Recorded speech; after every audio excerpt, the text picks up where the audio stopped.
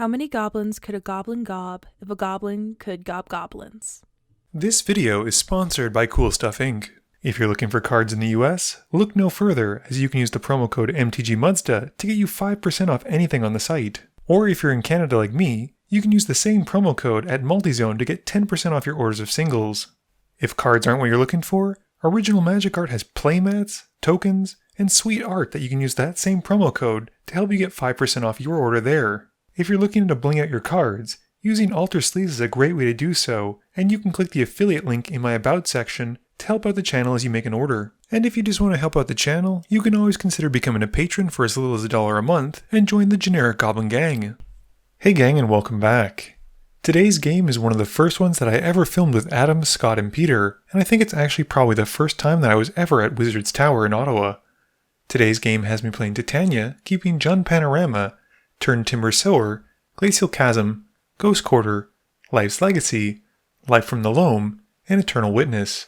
Adam is playing Meren, keeping a Grim Haruspex, Jungle Hollow, Forest, Pernicious Deed, Toxic Deluge, Vampire Hexmage, and a Fleshbag Marauder. Peter is rocking his Etrata deck, which eventually becomes his Yuriko deck, and keeps an island, Vanishing, Sigiled Starfish, Noxious Gearhulk, Ninja of Deep Hours, and Cackling Counterpart. Scott has borrowed Adam's Akiri and Tymna deck, keeping a Wormcoil Engine, Wrath of God, Karn Sign of Urza, Terminate, Path to Exile, Swamp, and Marsh Flats. Peter wins the die roll and starts us off. Peter plays an island. Adam plays a tap Jungle Hollows, gaining 1. I play a Jund Panorama. Scott plays his Marsh Flats, cracking it and losing 1 to go and find a tap Sacred Foundry. Peter plays a Drowned Catacombs and taps 2 for Sigiled Starfish. Adam just plays a Forest. I play a Ghost Quarter and pay the 1 to sacrifice my Jund Panorama to go and find a snow-covered forest, passing. Scott plays a Plains, and out comes Akiri. Peter draws and passes turn.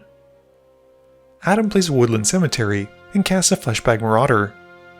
This has Peter activating a Starfish to scry 1, and the table sacrifices a creature, and Adam passes. I play a Snow-Covered Forest and cast Life from the Loam, returning the Panorama to my hand. Scott plays a Swamp. Peter draws and has to pass. Adam plays a Swamp for turn and pays 4 for Meren. At the end of turn, he has her trigger return to hand as Fleshbag Marauder. I replay the Panorama for my land for turn, and then tap 3 for Elemental Bond, passing to Scott. Scott plays a Plains and recasts Akiri, paying the commander tax. Peter plays an island and just passes. Adam draws and goes at Peter with Meren. In his second main phase, he recasts the Fleshbag Marauder, which has Scott losing Akiri once more. Adam then sacrifices the Marauder to itself, gaining an experience counter with Meren. He then passes, returning it to hand at the end of turn from her ability, and then has to discard down to 7. I play a Snow-Covered Forest, and then cast a Turn Timber Sower. It triggers the bond, letting me draw a card, and at the end of turn, Peter uses Mystical Tutor to go and find a spell to put on top. Scott draws and plays an Isolated Chapel. Peter reveals Limdol's Vault for the tutor, and Scott passes while Peter shuffles to put it on top. Peter draws his Limdol's Vault and passes to Adam. Adam plays a Swamp for turn and goes at Scott with Meren. He casts Birthing Pod in his post-combat main phase, taking 2 from the Phyrexian mana, and then passes turn. He returns to hand the Vampire Hexmage with Meren's trigger, and I sacrifice the Panorama to find a Snow-Covered Forest and get a token from the Turn Timber Sower as well. My turn has me dredging back Life from the Loam, and I play Snow-Covered Forest. I then drop Eternal Witness, returning to hand Scavenging Ooze for obvious reasons, and I cast it with 1 green open. I then go and Adam with my Sower and pass turn. Scott uses Terminate at the end of turn to take out Meren. Scott plays a Mana Confluence as his land for turn and then passes. At the end of turn, Peter uses Limdol's Vault. He doesn't like the first 5, but settles on the next 5, losing 1, and then rearranging them to his liking. Peter draws and casts a Baleful Strix. He draws a card and passes to Adam. Adam hard casts a Shriekmaw, who upon entering, destroys the scavenging ooze and passes to me. I play another snow-covered forest and then pay 5 for Titania. I bring back the Jund Panorama once more and draw from the bond trigger as she enters, and I pass to Scott. Scott casts a Smuggler's Copter and then passes turn. Peter draws and goes at Adam in the air with the Strix. Adam doesn't block, and before damage, Peter uses ninjutsu to put out Ninja the Deep Hours, dealing 2 and drawing a card. Peter then casts Ponder, immediately shuffling away his top cards because he knows what they are, and then draws a card. He passes, discarding down to 7. Adam casts a Reclamation Sage in his main phase, who enters and blows up my Elemental Bond. He swings the Shriekmaw at Scott, and then pays 2 life in his post-combat main phase, plus 1 mana, to pot it away. He goes into his library, and finds and puts to field a Grave Titan, making 2 zombie tokens as it enters. At the end of turn, I crack my Panorama again, getting a token this time from Titania and the Turn Timber. I draw and play a Wooded Foothills. I tap 6 mana for Rishkar's Expertise, drawing 5, and then free casting an Elvish Mystic, which just goes to show how bad my hand is. I then cast for free Azuran Orb, and go at Scott with the token, and Peter gets Titania, both of whom take 5. I then move to discard down to 7 as I pass turn, and at the end of turn, Scott has more removal, exiling the Grave Titan with Path to Exile. Scott taps enough to recast Akiri for the 3rd time, and when she's on the field, he crews up the Copter. He goes at me with it, drawing a card and discarding 1, and I then take the hit for 3. Peter draws and casts a Phantasmal Image. It comes in as a copy of Rexage, blowing up my Azuran Orb, and he passes to Adam. Adam draws and goes to combat. He goes at Scott still with the zombie tokens, and in his second main phase, drops Pernicious Deed. He then plays Bojuka Bog, which comes in tapped, and exiles my graveyard. At the end of turn, I crack the Wooded Foothills, taking 1 to go and find a snow-covered forest, and getting another token from Titania in the Turn Timber. Adam suggests I don't attack him because of Pernicious Deed, and I don't respond well to this, so I swing Titania and my 2 tokens at Adam anyway. Adam responds before damage, paying 3 into the Deed's X. With that on the stack, I cast Natural Affinity, but sadly Peter has a counter ready for it with Swansong. Once that's all done, I then pay 1 for Burgeoning, and we realize Adam takes the hit from Titania. I then cast Life from the Loam to return Wooded Foothills to hand, passing. Scott draws, and passes. Peter draws, and plays a Commander Sphere in his main phase. He swings the Ninja at Adam, who connects and draws him a card. He plays a Sunken Hollow, and I play out a land from Burgeoning. Peter then pays 2 for Sig, and passes. Adam pays 6 to recast Meren in his main phase, and then drops a Vampire Hexmage. He passes, returning the Shriekmaw to hand at the end of turn from her trigger, and I also crack my Wooded Foothills to find a snow-covered forest, losing 1 life, and getting a token from Titania. I dredge back my life from the Loam, and play Tectonic Edge as my land for turn. I go at Adam with my newly made token, who blocks with a Hexmage and gains an experience counter. I then recast Life to return the Wooded Foothills, and follow up with another Life's card, Life's Legacy, which has me sacrificing my token to draw 5 cards. I then tap 1 green for Exploration, play another land, and pass to Scott. Scott draws and casts Hangerback Walker, where the X's are 3. He then passes to Peter. Peter draws and plays a Thespian Stage. 6 mana gets him a Noxious Gearhulk, who enters, and he targets Meren with the ETB. I crack my Foothills, losing 1 to go and find a snow-covered forest, and gain another token.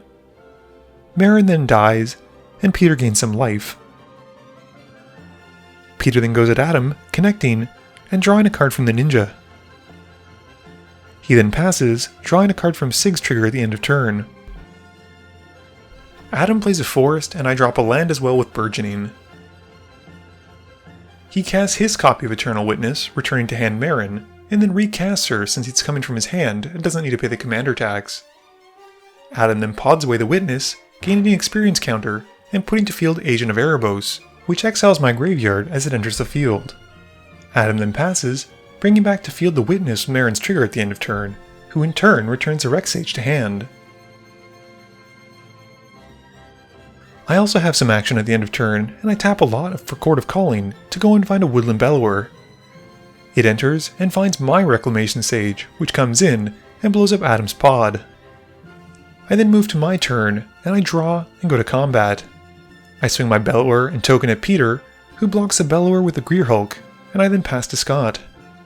Scott casts a Sword of Feast and Famine, and gears up the Walker.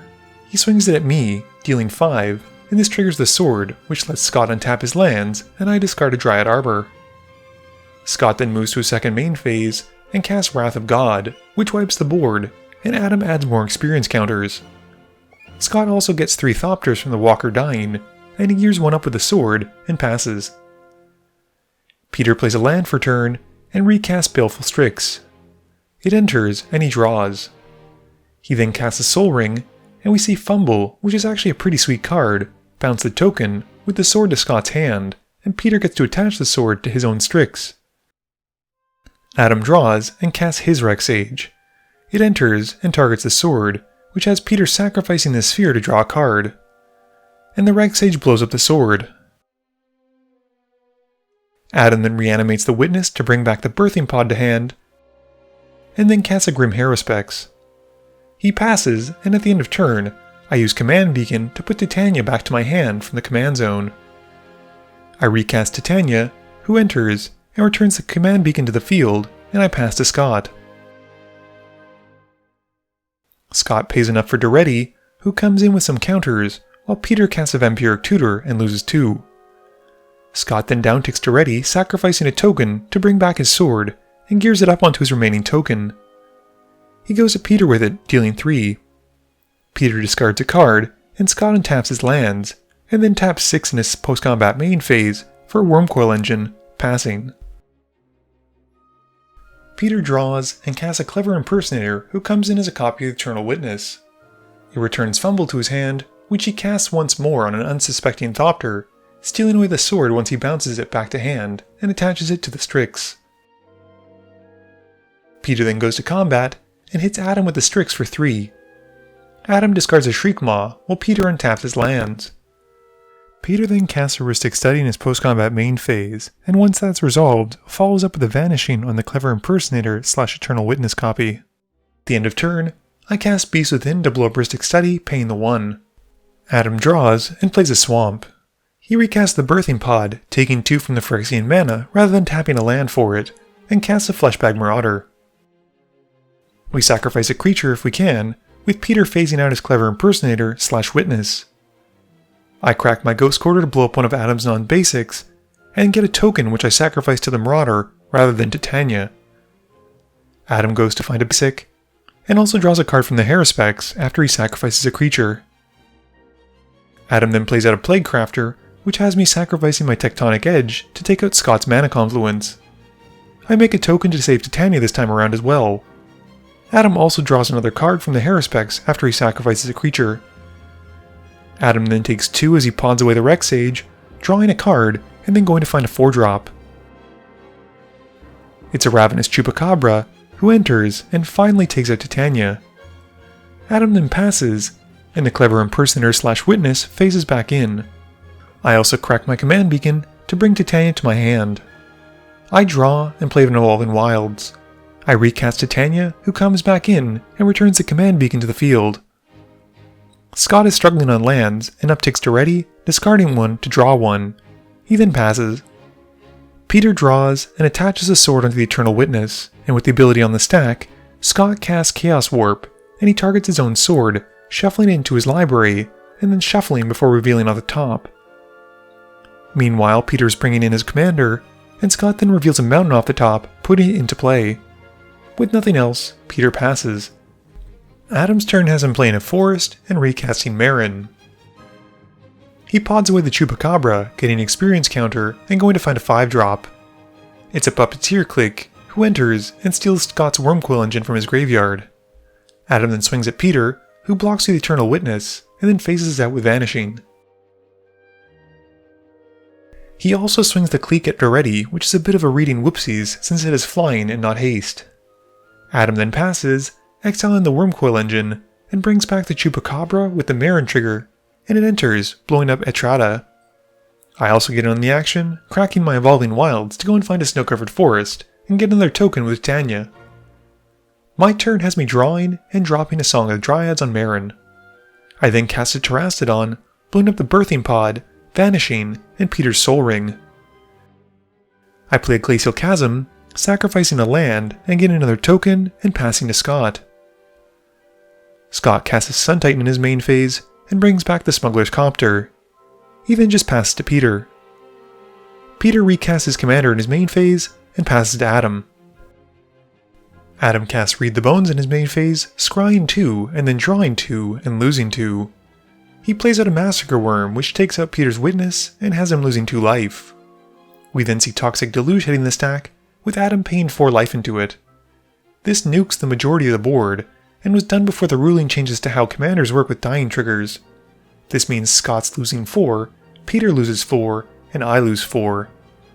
Adam also loses most of his board, but the Grim Harrispec draws him a bunch of cards to help him get over that.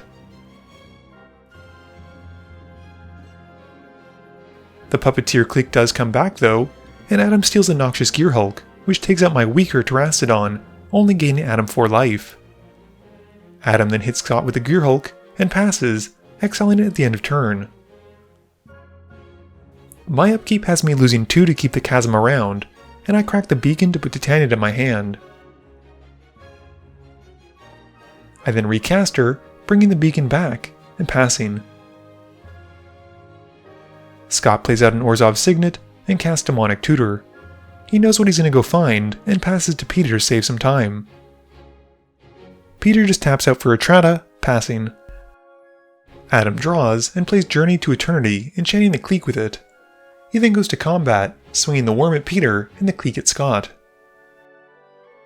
Peter blocks with Etrata, and Scott takes the hit. Adam then drops Mutilate in his second main phase, which wipes the board for the most part because of his 4 swamps. With the clique dying, it comes back because of the Journey trigger, and the Journey also returns as a land. The clique entering brings back Scott's Sun Titan, who brings back Adam's Eternal Witness, who brings back Adam's Birthing Pod to hand.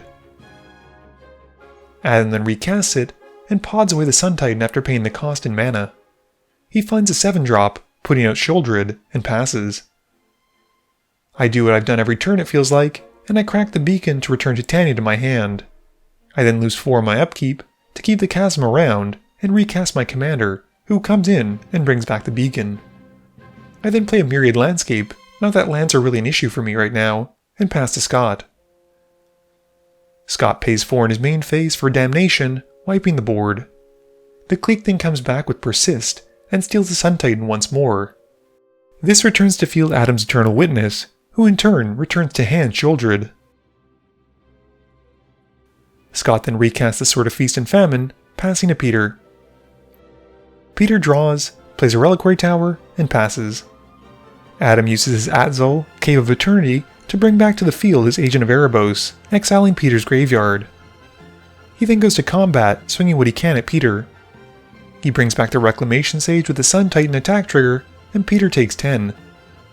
In his second main phase, Adam then pods away the Sun Titan once more, poor thing, and goes to find a second 7-drop. It's a Runescarred Demon, and he tutors for a card to hand. He then recasts Sheoldred, and passes, and at the end of turn, I do the whole Beacon Titania spiel once more. I lose 6 on this upkeep to my Chasm trigger, and then cast Soul Ring. I bring out my commander, who brings back something other than the Command Beacon because I want to change things up. Scott drops Aurelia the War Leader in his main phase, and casts Boros Charm to give her a double strike. He goes at Peter with her, dealing 6, and then goes at him again with his extra combat step she grants to take him out. Adam brings back the Chupacabra with the Sheoldred trigger on his upkeep, taking out Titania. He then draws for a turn, and pods away the Chupacabra for a 5-drop. It's Gary, the Grey Merchant, and he drains us for 9, gaining 18. He says he'll attack Scott during his combat step, and considering I can't keep my Chasm around, and I've been drawing nothing but lands this game, I scoop it up to Adam since I don't feel like I can claw my way back into a win this game. Game review time. So, full disclosure, this game is about 2 years old, and was the first time that I'd met any of these guys. I wasn't familiar with their decks, and unfortunately Titania wasn't either, which is why she only drew me lands it seems like. I think the biggest disappointment for me in the deck was when I cast Rishkar's Expertise and only got an Elvish Mystic out of it. That is just not what I want to be doing with a 6-mana spell. It was also cool to see Adam win with Meren, since typically I see combo wins involving Triskelion and Mikaeus, so a grindy, beatdown fest is just what the doctor ordered. I think unfortunately for Peter, his Etrata deck kept a very loose hand, and despite the fact that he was drawing from the Ninja, Sig, and the Baleful Strix, he just did not seem to hit more than 3 or 4 lands. The same kind of went for Scott, but at least he was able to do stuff with his mana, and at points he actually did have a threatening board involving his commander and the Sword of Feast and Famine, which would have made his commanders unblockable had it existed on the board for more than 5 seconds. This video wouldn't be possible without the help from my sponsors, Cool Stuff Inc., Multizone, Original Magic Art, and Alter Sleeves. But it definitely wouldn't be possible without the help from you, the viewers, and my patrons. So I just want to say thank you for watching, and to remember, friends are just opponents you haven't eliminated yet.